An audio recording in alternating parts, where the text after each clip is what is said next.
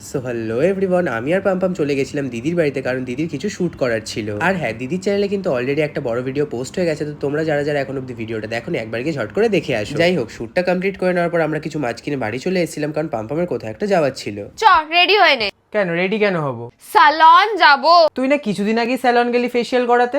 Facial করাতে না, চুল কাটাতে। আমার চুলটা ফ্রিজি হয়ে গেছে, যাই আমার নিচটা কেটেই দিতে হবে। আরে এই প্রবলেম, তুই এটা ইউজ কর।